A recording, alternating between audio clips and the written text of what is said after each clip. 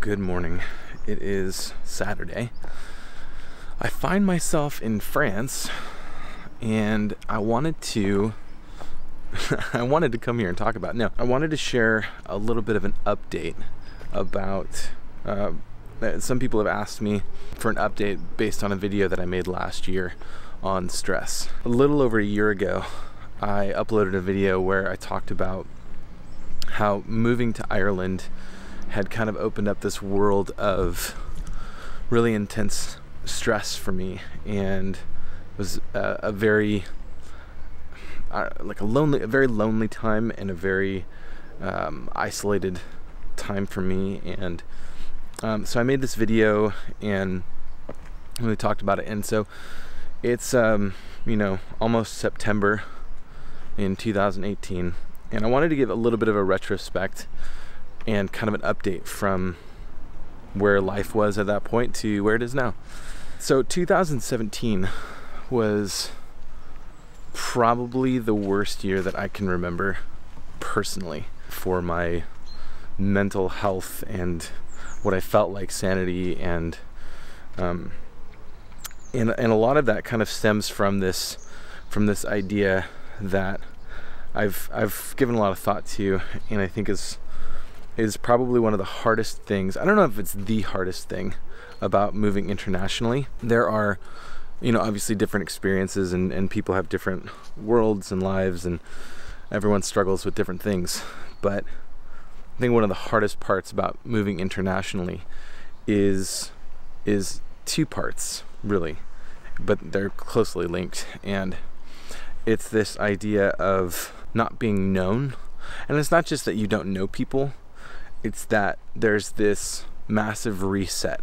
So when you grow up in the same place and you're in one place and you've lived there for a really long time, people know who you are, right? Like, there's recognition, you don't have to go into all of the backstory of your life. You don't have to kind of figure out how to be around people and have them know you, and they just kind of get it, right? Like, they kind of just get your life. And when you move, there's a giant reset of that. Even if, we had people here who we were friends with and that we knew, but there was still that sense of starting over, and that was in and amongst culture shock and change and world shifting stuff. And so that's the first part. The second is, within all of that, it's really easy to feel like you've lost community. And when I say that, I also I want to again say that, when we moved, we had people here. We had a few people, and friendships for me were actually really, really hard to start to cultivate.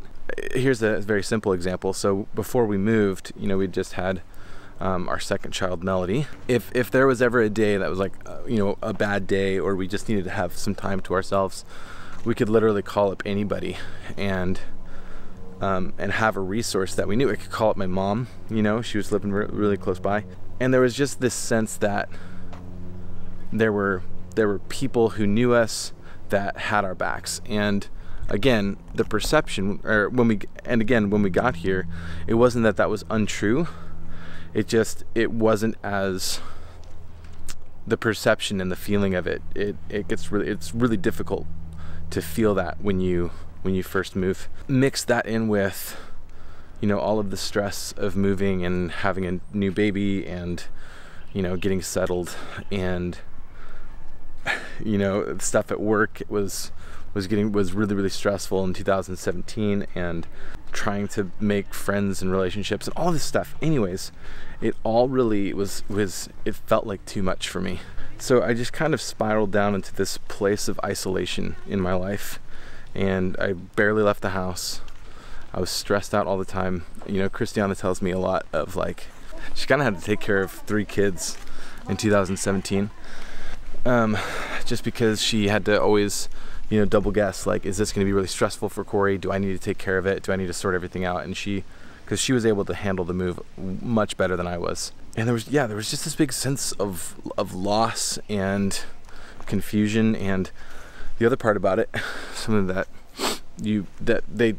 I feel like people told us, but I didn't really get, was when you move, it's hard to stay in contact with the people that you're really close to, because I was the one who left.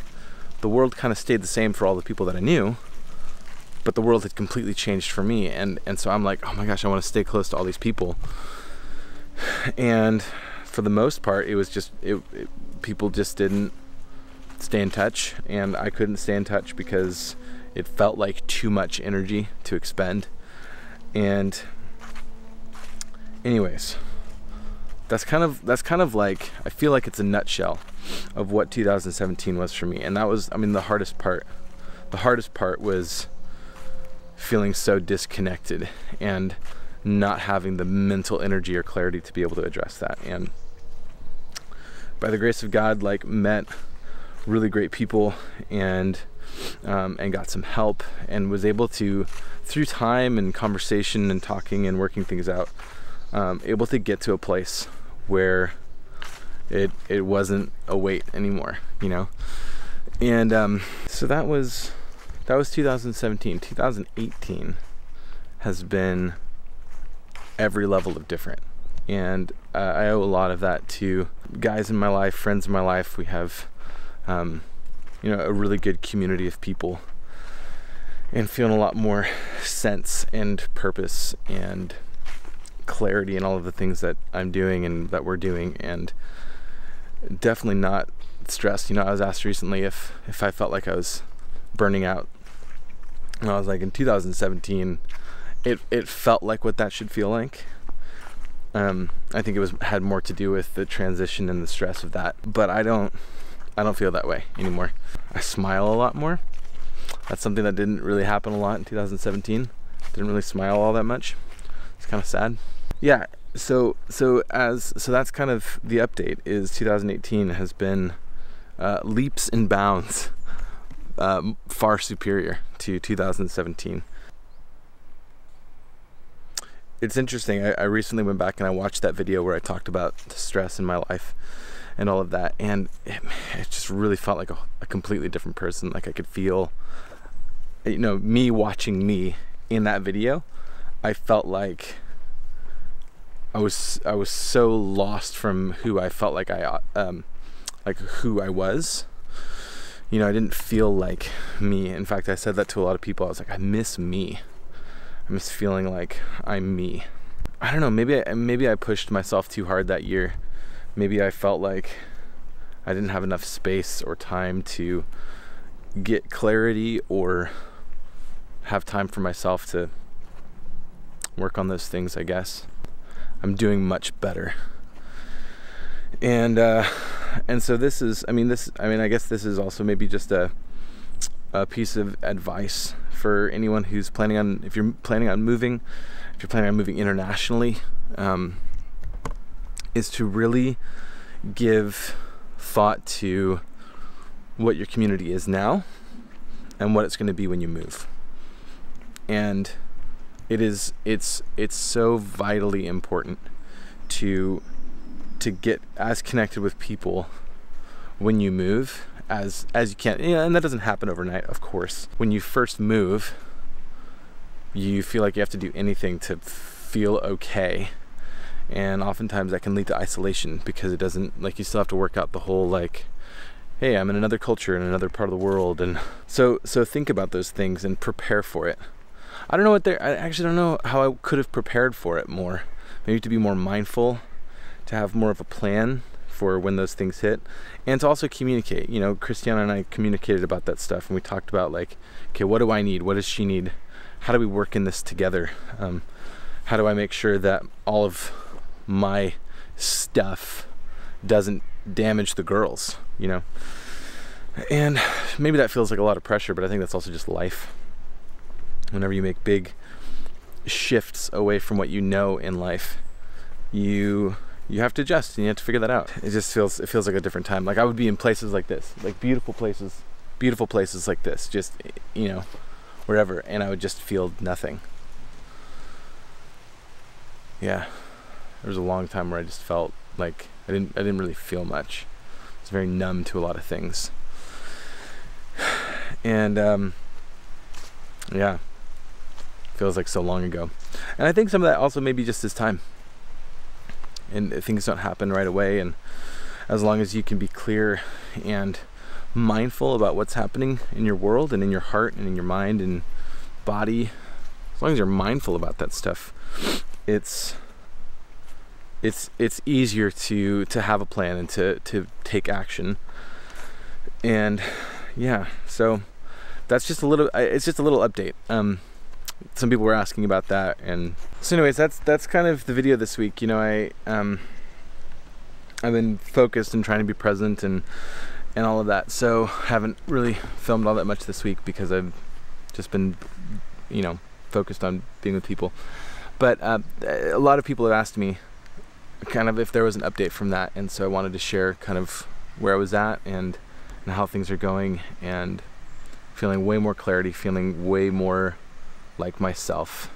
I have a community of people, tight community of guys. We meet together and talk through life and get real about that kind of stuff. You know, maybe you're in that place where you're moving, or maybe you have moved, and there's that feeling of like, what's life going to be like, and where's my community, where are people, where am I, and all of that. I just want to offer up a bit of encouragement for that and say that it gets better. Life always has the ability and the capacity to get better. And maybe you're not moving internationally, and maybe you're just watching this to kind of get a picture of what that looks like. I mean, that's the whole point of this channel, is to kind of provide a glimpse of what it looks like to move and live internationally and raise a family and work and all of that stuff. And so hopefully by me being open about this, maybe that's helpful for you. That's going to be it for this week. Think about your community, be intentional, be real with yourself, be real with the people around you, even if it's like 1 or 2 people. It can get better. So can't promise that it will get better, but it can get better.